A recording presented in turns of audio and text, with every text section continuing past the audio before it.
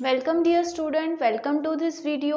आज जो है हम इस वीडियो के थ्रू हमारा जो चैप्टर है human health and diseases which we have completed in our last video, तो वो आज जो है वो हम थोड़ा सा शॉर्ट में रिवाइज करने वाले हैं कि इस चैप्टर में हमने कौन कौन से पोर्शन लिए, कौन कौन सा टॉपिक लिया। ठीक है ना। ह्यूमन हेल्थ एंड डिसीजेस में सबसे पहले जो है वो हेल्थ को हम कैसे मेंटेन करते हैं, या फिर हमारा जो है वो बॉडी का जो इम्यून सिस्टम है, रोग प्रतिकारक शक्ति, क्योंकि अगर हम हेल्दी कब रहेंगे, जब हमारा इम्यून सिस्टम, रोग प्रतिकारक शक्ति जो है वो क्या रहेगी, स्ट्रांग रहेगी। तो व्हाट इज इम्यूनिटी, हमने पहले ये देखा। इम्यूनिटी जो है it is the capacity of the body which removes the foreign organism. हमारे बॉडी के अंदर में जो भी बाहर से आए हुए ऑर्गेनिजम्स होते हैं उन्हें मारकर भगाना, इस प्रक्रिया को या इस फिनोमिना को जो है वो इम्यूनिटी कहा जाता है। ठीक है। और इसी की वजह से हमें जो बचपन से जो है वो टीकाकरण किया जाता है, जिसे हम लसीकरण भी कहते हैं, या फिर it is also called as vaccination और it is also called as immunization. तो ये जो है ये सब इसके तहत आती है। अब देखो यहाँ पे हमने देखा था कि इम्यूनिटी जो है it is of two types, दो प्रकार की होती है। एक है इनेट इम्यूनिटी, ठीक है, और दूसरा है एक्वायर्ड इम्यूनिटी। इनेट इम्यूनिटी जो है वो इनबॉर्न, जन्मजात हमारे साथ में होती है। हमारे बॉडी का स्ट्रक्चर ही कुछ इस तरह से बनाया गया है कि आसानी से कोई भी फॉरेन ऑर्गेनिज्म हमारे शरीर में एंट्री ना कर सके, और उसके लिए ये सारे बैरियर्स हैं जो हमारे बॉडी में प्रेजेंट रहते हैं। इपिथेलियल सरफेस हमारे बॉडी का covering, then anti microbial substance, हमारे बॉडी में कुछ ऐसे सब्सटेंसेस तैयार होते हैं जो इन माइक्रो ऑर्गेनिजम्स को ग्रो नहीं होने देते या अटैक नहीं करने देते। सेल्यूलर फैक्टर्स, कुछ सेल्स ऐसे होते हैं बड़े बड़े जिन्हें मैक्रोफेजेस कहते हैं। वो फॉरेन ऑर्गेनिज्म अगर गलती से हमारे शरीर में या ब्लड में एंट्री कर जाता है तो वो उसे खा जाते हैं। ठीक है। फीवर, जब हमें बुखार आता है, एक्चुअली हमारी बॉडी जो है वो इन रोगों से लड़ रही होती है, इन फॉरेन ऑर्गेनिज्म से लड़ रही होती है, और उस लड़ाई के एक स्ट्रैटेजी के थ्रू वो हमारे बॉडी का टेम्परेचर बढ़ा देते हैं, क्योंकि हाई टेम्परेचर पे हो सकता है कि ये माइक्रो ऑर्गेनिज्म मर जाए। ठीक है। तो इसीलिए ये होता है। देन एक्यूट फेज प्रोटीन, ये जो है अगेन ये भी हमारे बॉडी में जो है वो कुछ समय के लिए कुछ प्रोटीन तैयार होते हैं जो इन माइक्रो ऑर्गेनिजम्स को मारकर भगा सकते हैं। ठीक है। देन एक्वायर्ड इम्यूनिटी जो है, एक्वायर्ड इम्यूनिटी ये हम हमारे जो लाइफ टाइम है, जो हमारी ज़िंदगी है, इसके दौरान जो है वो अलग अलग मेडिसिन, इंजेक्शन, इम्यूनाइजेशन के तहत जो हमारे इम्यूनिटी में हम वृद्धि करते हैं, उसमें एडिशन करते हैं, उसे कहते हैं एक्वायर्ड इम्यूनिटी, जो हमने हासिल की है। ठीक है। तो इसके कुछ बैरियर्स हैं। स्पेसिफिसिटी मतलब इसके कुछ फॉलोइंग कैरेक्टर्स हैं, जैसे कि वो स्पेसिफिक होता है। आपने ऐसा नहीं कि आपने जो है वो दवा खाई है खांसी सर्दी की तो आपके बॉडी में और भी दूसरे रोग हैं, वो सारे रोगों से वो दवा लड़ लेगी, ऐसा नहीं है। तो स्पेसिफिक होता है। देन डाइवर्सिटी, स्पेसिफिक होने के साथ साथ लेकिन वो मिलते जुलते कुछ माइक्रो ऑर्गेनिजम्स हैं, कुछ जो फॉरेन ऑर्गेनिजम्स हैं, जो टारगेट ऑर्गेनिजम्स हैं, उन्हें भी वो डिस्ट्रॉय कर सकता है। डिस्क्रिमिनेशन, उसमें ये कैपेसिटी होती है कि हमारे बॉडी के सेल्स कौन से हैं, बाहर से आए हुए सेल्स कौन से हैं, इनमें वो फर्क कर सकता है। इसके बाद में मेमोरी, उसकी याददाश्त जो है, ये सिस्टम की याददाश्त इतनी होती है कि अगर एक बार उन्होंने किसी ऑर्गेनिज्म को मारकर भगा दिया तो नेक्स्ट टाइम जो है वो उससे और बेहतर तरीके से जो है वो लड़ सकते हैं, क्योंकि उनके पास में याददाश्त होती है कि लास्ट टाइम हमने इससे कैसे भगाया था। ठीक है। देन एक्वायर्ड इम्यूनिटी के टाइप्स हैं, और टाइप्स हैं, दो टाइप हैं। एक है एक्टिव इम्यूनिटी और दूसरा है पैसिव इम्यूनिटी। एक्टिव इम्यूनिटी के दो टाइप है, एक है नेचुरल एक्वायर्ड इम्यूनिटी और दूसरा है आर्टिफिशियल एक्वायर्ड एक्टिव इम्यूनिटी। ठीक है। और दूसरा है पैसिव इम्यूनिटी। अब देखो, जो भी ये एक्टिव इम्यूनिटी है, इसमें क्या करते हैं हम कि आपकी जो हम बाहर से सप्लीमेंट लेते हैं, या हम बोल सकते हैं कि हमको जो है वो हमारी बॉडी कुछ अंदर से ऐसा तैयार कर रही है जिसकी वजह से जो भी हमारा इम्यून सिस्टम है, मतलब आपने कुछ ऐसे चीज़ें ली है जिसकी वजह से आपकी बॉडी जो है नेचुरली अगर वो चीज़ तैयार कर रही है तो वो नेचुरली उन ऑर्गेनिजम्स को मारकर भगा रही है। और अगर आर्टिफिशियली जो है हमारे बॉडी को इस तरह से बनाया गया है कि इसके बाद में जो है ये माइक्रो ऑर्गेनिज्म से लड़ने के लिए कैपेबल हो जाए। पैसिव में जो है, इसमें नेचुरल में क्या होता है कि आपकी खुद की ये टेम्पररी होती है। दोनों में फ़र्क ये है कि एक्टिव जो है ये इम्यूनिटी जो है ये लॉन्ग लाइफ होती है। जैसे कि आपने एक बार जो है वो स्मॉल पॉक्स या मीजल्स का इंजेक्शन ले लिया तो वो लाइफ लॉन्ग हो गया, आपको दोबारा लेने की ज़रूरत नहीं है। लेकिन पैसिव में क्या हो रहा है, ये टेम्पररी होती है। जैसे कि नेचुरल का एग्जांपल है कि अगर जो बच्चा है जो माँ के गर्भ में पल रहा है, तो जब तक के बच्चा माँ के गर्भ में होता है तब माँ जो है वो अपनी एंटीबॉडीज़ जो है वो अपने ब्लड के थ्रू उसे देती है, ठीक है। और पैदा होने के बाद में वो उसका जो मिल्क होता है, फर्स्ट मिल्क होता है जिसे कोलोस्ट्रम कहता है, उसके माध्यम से भी वो एंटीबॉडी बच्चे को देती है। लेकिन वो बच्चे की एंटीबॉडी है क्या? नहीं। और क्या ये उसके ज़िंदगी भर उसके साथ रहेगी? नहीं, मतलब ये टेम्पररी है। उसी तरह से आर्टिफिशियल में क्या होता है कि आर्टिफिशियली भी आपको समय समय पे जो है ये इम्यूनिटी बढ़ाने के लिए आपको ये चीज़ लेनी पड़ती है। तो ये दोनों फ़र्क है एक्टिव और पैसिव इम्यूनिटी में। देन इसके बाद में next is cells of immune system. पूरा इम्यून सिस्टम जो है वो कौन से सेल्स के ऊपर डिपेंड है, या कौन से सेल्स हैं which are responsible to conduct the immune system in our body. तो वो जो है ये 3 टाइप के हैं, ठीक है। इसमें से जो है वो वैक्सीन तो वो हम बाद में जो है वो आर्टिफिशियली लेते हैं, लेकिन नेचुरली 2 ही होते हैं, एक है लिम्फोसाइट और दूसरा है एंटीजन प्रेजेंटिंग सेल। लिम्फोसाइट्स जो हैं ये 2 टाइप के होते हैं। हमने डिस्कस किया था कि lymphocytes are the chief cells of immune system. Immune system के सबसे खास सेल्स होते हैं। ये जो भी सेल्स हैं इनकी उत्पत्ति, ओरिजिन जो है, बर्थ जो है वो हमारे स्पाइनल कॉर्ड में जो बोन मैरो होता है यहाँ पर होता है। लेकिन क्या होता है कि कुछ सेल्स हैं जो बोन मैरो में ही रह जाते हैं और वहीं पे बड़े होने लगते हैं, तो उन्हें कहते हैं बी लिम्फोसाइट्स, जो बोन मैरो में ही जन्म ले रहे हैं और वहीं बड़े हो रहे हैं, मैच्योर हो रहे हैं। लेकिन उनमें से कुछ जो हैं वो ब्लड में चले जाते हैं और ब्लड के साथ में घूमते घूमते वो थाइमस तक चले जाते हैं। थाइमस जो है ये ग्लैंड है, ठीक है, तो थाइमस तक चले जाते हैं और फिर बड़े जो है मैच्योरिटी उनकी कहाँ पर होती है? थाइमस में। तो इसीलिए उन्हें जो है वो टी लिम्फोसाइट कहा जाता है। देखो दोनों की ओरिजिन, बर्थ प्लेस एक ही है, लेकिन फ़र्क सिर्फ इतना है कि एक अगर वो बोन मैरो में बड़ा हो रहा है तो उसे बी लिम्फोसाइट कहा जाएगा, और दूसरा अगर वो थाइमस में बड़ा हो रहा है तो उसे टी लिम्फोसाइट कहा जाएगा, ठीक है। एंटीजन प्रेजेंटिंग सेल जो है उसके बारे में अगर हम बात करें तो एंटीजन प्रेजेंटिंग सेल्स जो हैं ये ऐसे सेल्स होते हैं जो पहले एंटीजन्स को मार देते हैं। एंटीजन मतलब होता है फॉरेन ऑर्गेनिज्म, बाहर से आया हुआ ऑर्गेनिज्म, उसको मार देते हैं और उसके कुछ जो चीज़ें हैं वो अपने सेल के सरफेस के ऊपर में उसको रख देते हैं, ठीक है, और इसी वजह से उसे कहते हैं एंटीजन प्रेजेंटिंग सेल्स, ठीक है। देन स्ट्रक्चर ऑफ एंटीबॉडीज़, जैसे बताया एंटीजन बाहर से आने वाला ऑर्गेनिज्म और उसको मारकर भगाने के लिए हमारे शरीर में जो केमिकल तैयार होता है उन्हें एंटीबॉडीज़ कहा जाता है। एंटीबॉडीज़ जो है दे आर केमिकली ग्लाइकोप्रोटीन, ये कुछ और नहीं बल्कि ये ग्लाइकोप्रोटीन्स होते हैं। अब अगर हम इसके स्ट्रक्चर की बात करें तो ये वाई शेप का स्ट्रक्चर होता है। इसमें 2 चेन होती है, ठीक है, एक है हैवी चेन, दूसरी है लाइट चेन। दोनों चेन आपस में जुड़ी हुई होती है with the help of 2 sulphate bond, इसलिए उसे डाइसल्फाइड बॉन्ड भी कहा जाता है। और यहाँ पे जो भी ये चेन है इसमें कुछ हिस्से हैं जो सेम होते हैं, ठीक है, और कुछ हिस्से हैं जो डिफरेंट होते हैं। जो सेम हिस्से होते हैं वहाँ पर आपको जो है वो एंटीजन को पकड़ने वाला हिस्सा जो है वो वहाँ पे दिखाई देगा, which is called as antigen binding site, ठीक है। और जो दूसरा हिस्सा होता है जहाँ पर इस तरह का कोई भी प्रोसेस नहीं होता, ठीक है।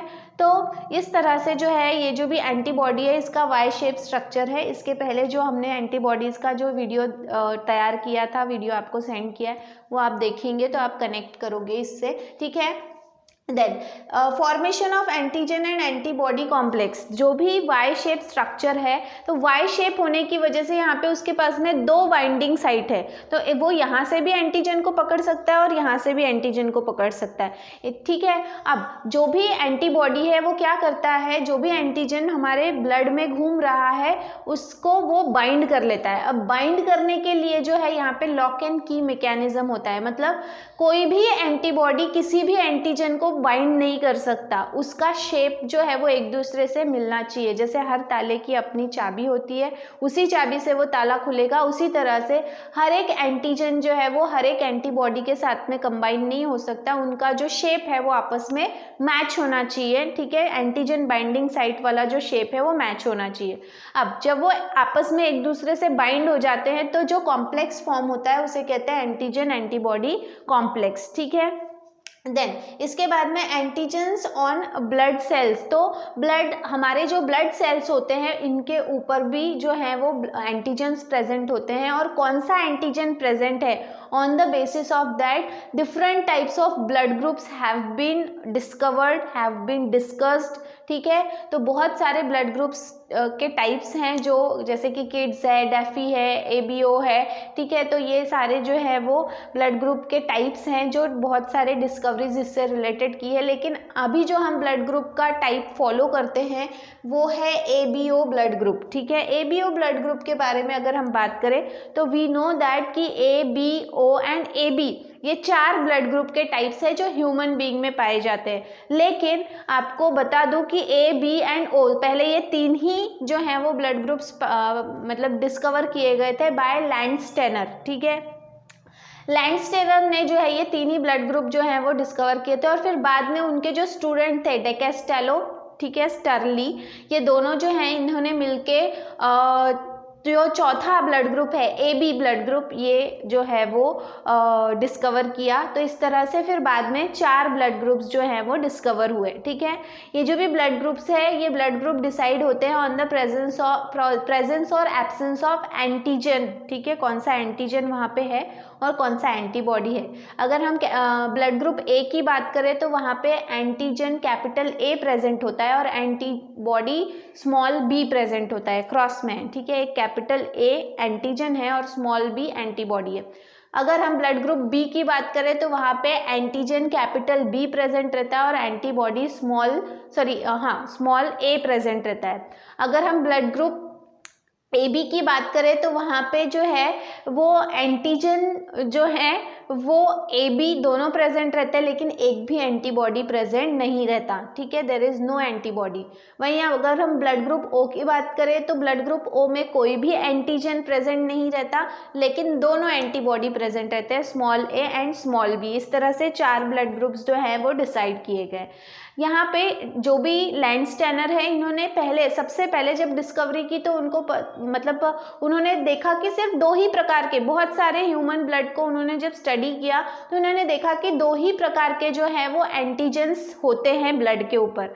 लेकिन उन्हें आश्चर्य तब हुआ जब उन्होंने जो रेसस मंकी है उसका जब ब्लड या उसका जो ब्लड सेल्स है उसको जब स्टडी किया तो उन्होंने देखा कि एक तीसरे टाइप का भी एंटीजन जो है वो पाया जा रहा है, और उसके बाद में he was also founding such type of antigen in human beings, ठीक है। तो पहले रेसस मंकी में ये तीसरा एंटीजन पाया गया जिसे एंटीजन डी का नाम दिया गया, ठीक है। और वो एंटीजन डी अगर जिस पर्सन के ब्लड के सेल्स के ऊपर प्रेजेंट है उसे RH पॉजिटिव कहा गया, और जिसके ऊपर नहीं है उसे RH नेगेटिव कहा गया।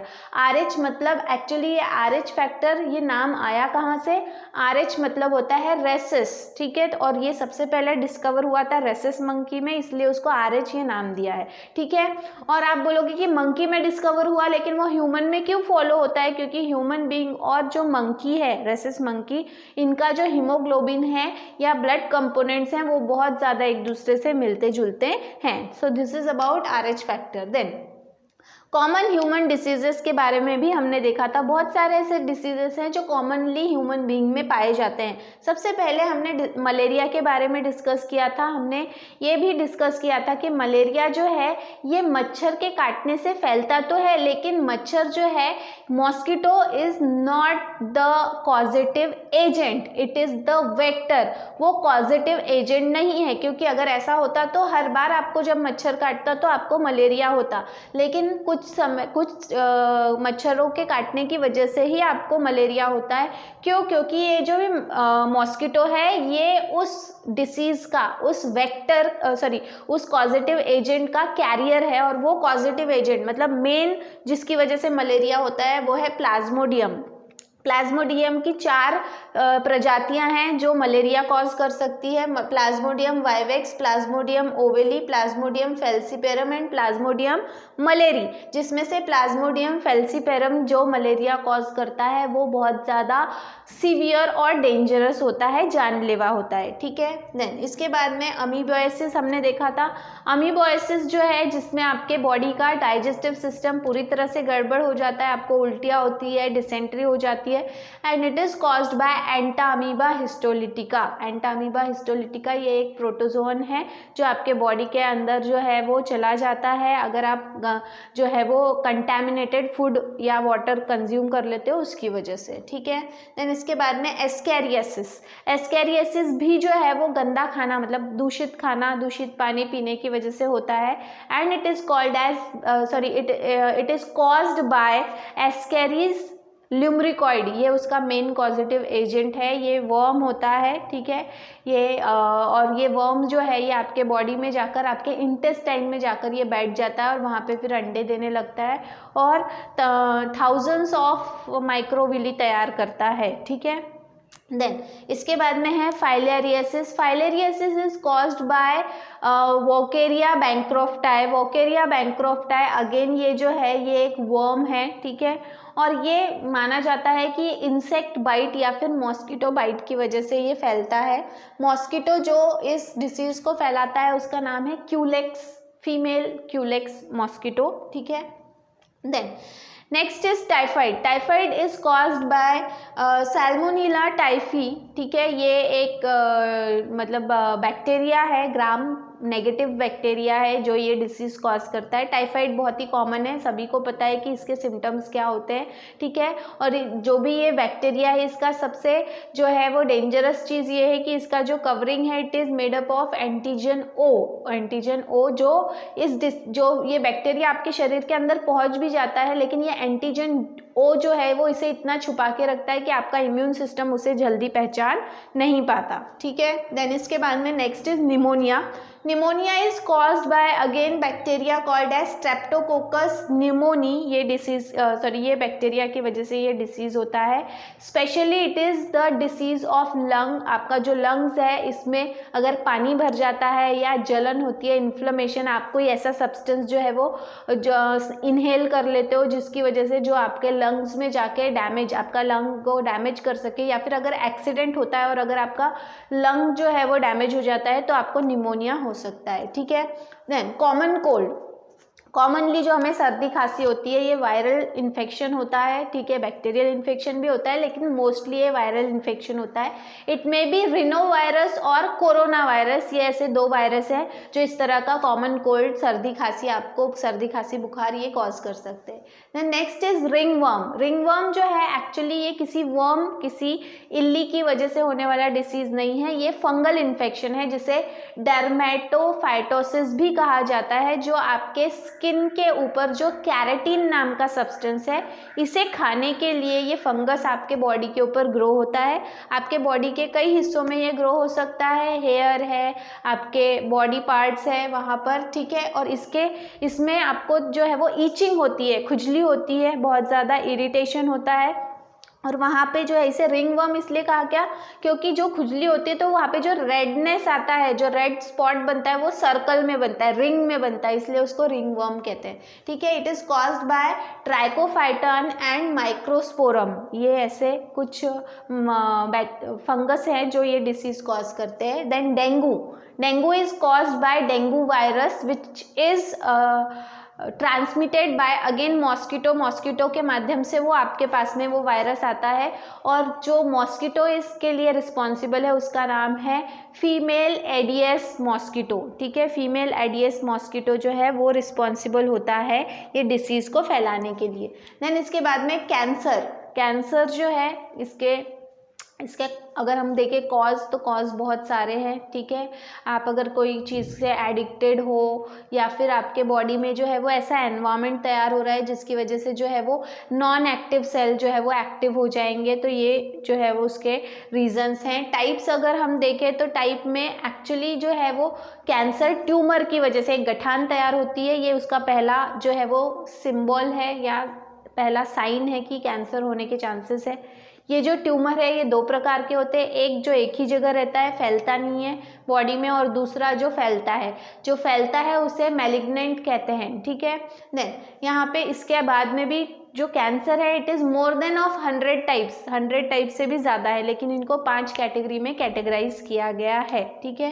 हम ज़्यादा बात नहीं करेंगे कैंसर के बारे में क्योंकि हम यहाँ पे रिवाइज कर रहे हैं। इसके बाद में नेक्स्ट जो है वो है AIDS. AIDS is caused by HIV virus. इसके कई सारे कारण हो सकते हैं, डायरेक्ट या फिर इनडायरेक्ट कारण हो सकते हैं। HIV वायरस जो है इसकी खास बात यह है कि इसका जो इंक्यूबेशन पीरियड है ये 10 दिन से लेके तो 10 साल तक का भी है, तो इसीलिए सिम्टम्स जो है वो बहुत लेट दिखते हैं, और इसी वजह से बीमारी अगर लेट पता चलेगी तो उसके ऊपर ट्रीटमेंट भी लेट होगा, ठीक है। प्लस कैंसर और एड्स ऐसी बीमारी हैं जिसके ऊपर अभी तक के कोई क्योर पूरी तरह से आपको ठीक कर देगा ऐसा कोई भी जो है वो ट्रीटमेंट नहीं मिला है, आपको उससे बचा सकते हैं, ठीक है। कैंसर से बहुत सारे लोग जो है वो बचे हैं, लेकिन डिपेंड करता है कि उनको कैसी ट्रीटमेंट मिली है और किस टाइप का कैंसर है उसके ऊपर डिपेंड करता है। देन एडोलेसेंस जो है it is nothing but it is the age of a individual from your age of 10 years to 19 years. आप 10 साल की उम्र से या 13 साल की उम्र से लेके तो 19 साल की उम्र का जो टाइम पीरियड है इसे एडोलेसेंस कहा जाता है। ये बहुत ही नाजुक उम्र मानी जाती है क्योंकि ये उम्र में आप ना ही पूरे बच्चे हो और ना ही पूरे बड़े हो, तो आपका जो मैच्योरिटी लेवल है, आपकी जो समझ है वो उतनी ज़्यादा डेवलप नहीं होती और आप किसी के भी बहकावे में आ सकते हो, और किसी भी तरह का अगर आपको जो है वो घर में जो वातावरण मिल रहा है तो आपके अंदर उसकी वजह से पॉजिटिविटी भी आ सकती है, नेगेटिविटी भी आ सकती है। पॉजिटिविटी भी आ रही है तो बहुत अच्छी बात है, लेकिन अगर नेगेटिविटी आ रही है तो आप जो है वो आपके फैमिली मेम्बर से दूर होने लगते हो और फिर गलत आदतों में पड़ने लगते हो। That is called as addiction, ठीक है। तो स्टेजेस है, 3 स्टेजेस है, early stage, middle stage and late stage, ठीक है। एडोलेसेंस की ये 3 स्टेज हैं।